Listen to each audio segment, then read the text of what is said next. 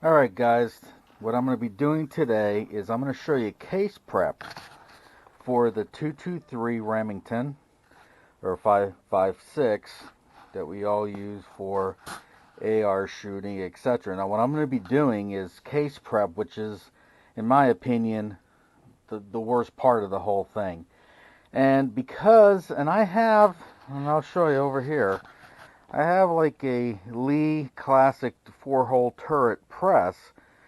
And normally I just do pistol on this, and the main reason is because case prep isn't really an issue because they're straight wall cases using carbide dies. You don't really have to worry about it. I don't trim the brass the length for each one. I just taper crimp them, and it functions and works great, and I don't have to worry about it. But when it comes to, and I have here about 100 rounds, and I'm not doing 100 rounds for this video, it'd be just too long. But I got, these are brass picked up out the range. My son and I use a company called Everglades, and we get our tips, our 55 grain full metal jacket tips, and our brass from them. And they're really a good company. They're cheap. They do free shipping to your door. I mean, I'd look them up. It's called Everglades. They have great prices on bullet tips, and um, I just think that's the way to go. If you're going to be doing stuff like what I'm doing, it's basically for economic sense and also just for fun. Okay, more or less, I'm making rounds for you know the apocalypse. Okay, so we're not punching holes in our target at hundreds of yards. We're doing just close quarter work or protect your family stuff or whatever you want to call it. It's strictly for fun, okay? So let me show you what's going on. I'm gonna try to do it tonight. I got my chest mount on so that I can do this um, without holding a camera. And this is the way I'm gonna do it. All right. So first thing you're gonna do is this is just RCBS case lube. Comes out. Let me get the stuff off my hands here. Comes out like a little bead of slime, and I just rub it in my hands. Get a couple little bit, not too much. Okay, you don't want these things to be swimming in it. You just want a little slipperiness, and you just grab your case. And this is what I do. I just go like this and make sure that they're not uh, too lubed up, just a little. Okay, just so there's a sliminess to the case.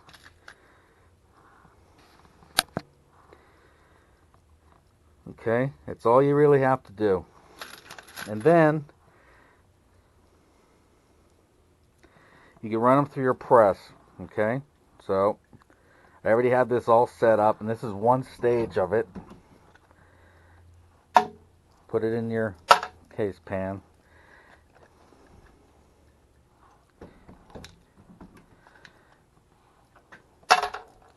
Sorry if this is a little bit shaky, but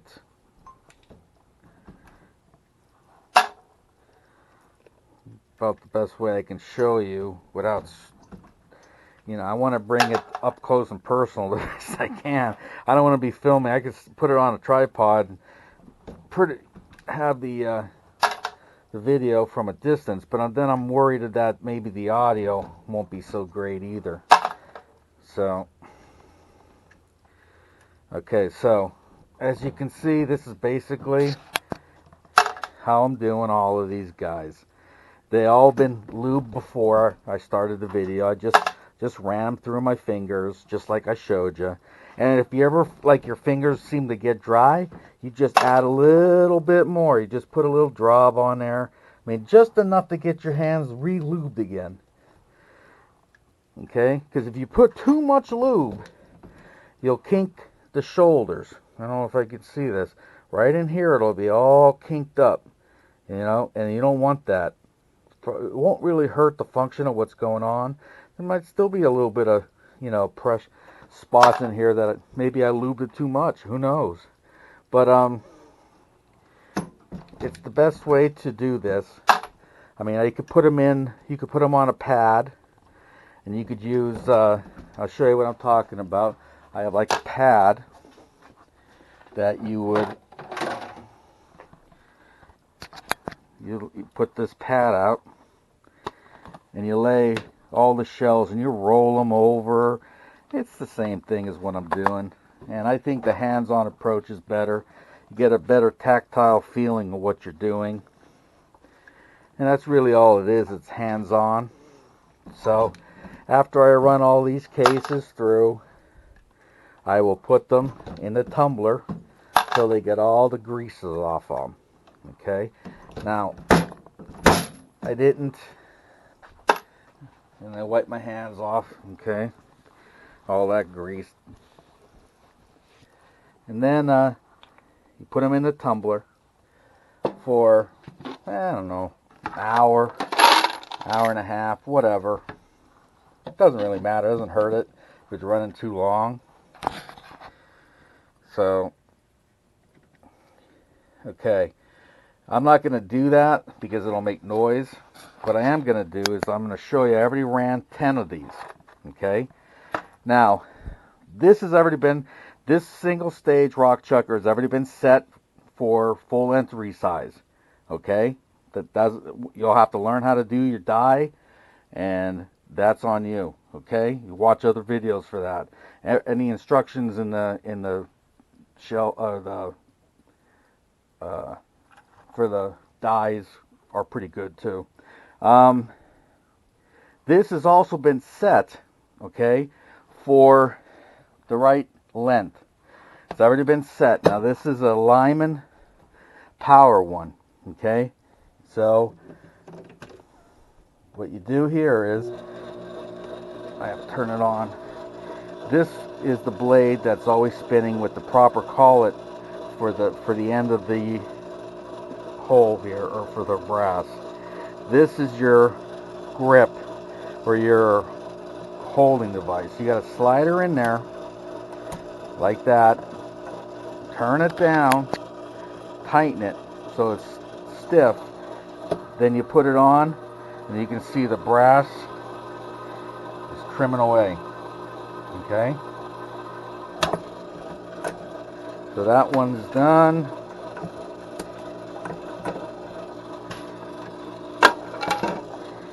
Next one. And there's all kinds of ways of trimming brass, but I have this. It works for all the calibers. Obviously, you can change the collet on the end, and then you could change the depth here with Allen set screws and stuff. But I don't make a lot of bullets for other things. I mean, I have dies for 308 and stuff, but we're talking about the end of the world here, apocalypse. So I would assume that the AR would come in handy way before a bolt-action rifle. Yes, I'm being funny. And then just keep doing this.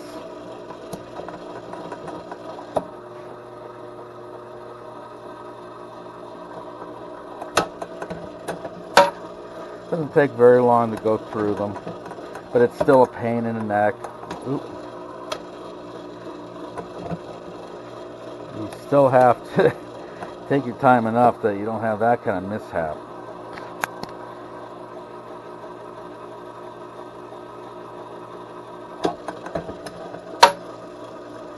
Like I said, I only did 10 just to give you an idea. Of course, I'll be doing hundreds. It's time consuming.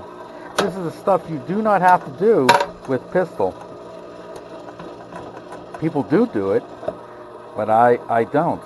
And I still have bullets that run through semi-autos and revolvers, etc. No problem. So, and you'll see what happens here is it's a flat, you get a flatness, okay, from it being shaved down to the proper length, and I'll show you that in a second.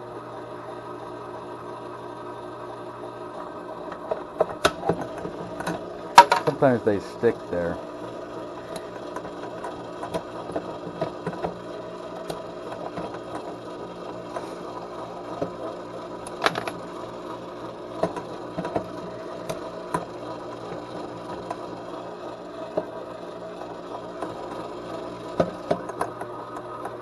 Wow.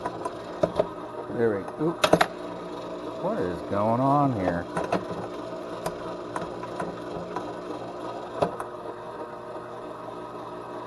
Butterfingers. Alright. Okay, I'll shut that off. There's a button, but it went, so I just hot wired it. Now, this is the Lyman Case Prep Center, whatever you want to call it. What I have on here is most of this brass has military crimps, okay, because it's been picked up at military establishments or whatever. That's why you get it so cheap. However, you can't really put the primers in there without taking out the crimp. So, I got a depriming tool, another depriming tool, just as a play it safe thing, and I also have a pocket uniformer. Okay, the first thing I'm going to do is I'll turn it on. You can see it's slow-mo. It's not going fast. I will take these and get that sharp edge off first by doing this. I put it in here and you can hear it slowly turning. A couple seconds each, and what it'll do is it takes it and takes that sharp metally edge off. There's the two together.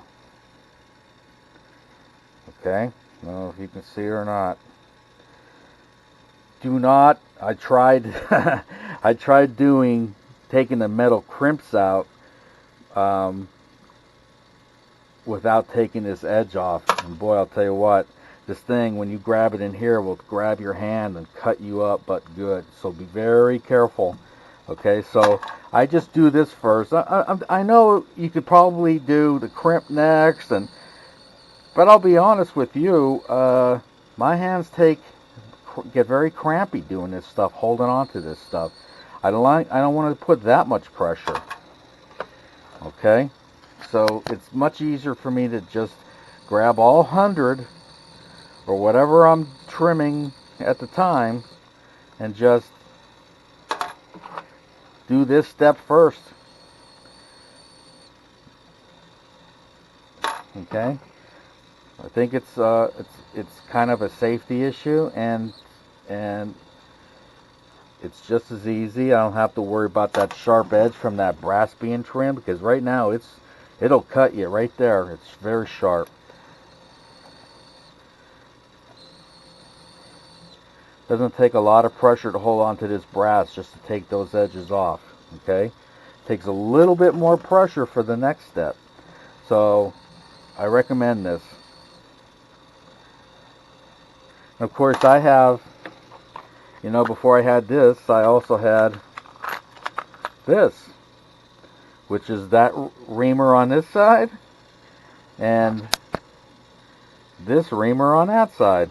But this really does do a nice job. And if you're going to do this kind of stuff, boy, I'll tell you, I know it costs money, but if you're going to be making enough of these 223s to shoot off and have any fun at it, you have to spend some money. I mean, you're going to make it up, because these things should last you a long time. Okay, now the next step will be, I always put on these neoprene gloves. They're like a little rubber glove. I got them for fishing or whatever, and I'll put both of them on strictly because it takes a lot of abuse on my hands. So then I take it, I hold it there, and you will see that I have to hold on to it because that is eating up that brass. If you don't hold on to it, it will spin in your fingers, and that's where you can get cut. Most times you just hold it on for a certain period of time, and then I go to this one just to play it safe, that it, and then I go to that one. Okay, now what's happened is, if you can see or not, I don't know, there's a bevel taken off. Okay, there's a bevel around the top edge of that, and that will make putting the primers in way easier. I mean, it's not even close. I don't think you can get a primer unless you do it. So you got to hold down. And the reason why I wear two gloves is because once, even doing this, my hands will cramp, and I'll do it lefty. I'm still capable of doing that, even at my age. And then I'll go and I believe that the primer is good enough then. So that's basically what you have to do.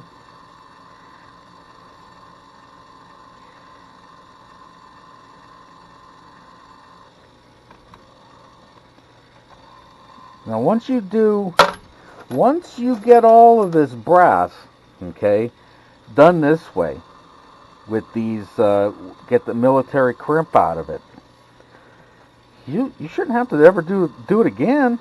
So all you'd have to do is trim to length if you need to, and with sometimes maybe the brass really won't stretch that much. So you might get away with it. Okay. So what I'll do is, after I do these, and I'll show you I could do it lefty too.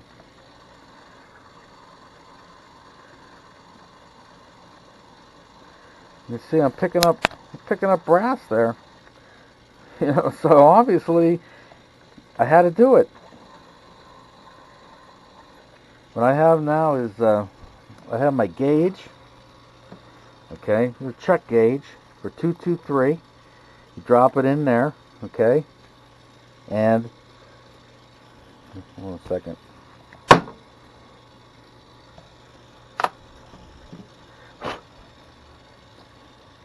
Okay, you drop it in there. Goes all the way in flush, and the brass then should be cut just about right at the bottom of that sucker. Okay, each one should be like that if everything is set up properly, and that's how you know if you've done it right. Drops right in. The brass is right at the end. And let me put it this way: as long as you get it really darn close, I mean super close, which it would be hard to see that it wouldn't, okay, then you're good. If it's sticking way the hell out, then something's wrong. So that's basically what you got to do, and in my opinion, it's the way to go. That's it for now, guys. Thanks for watching. Get back to you in a little bit with maybe more parts.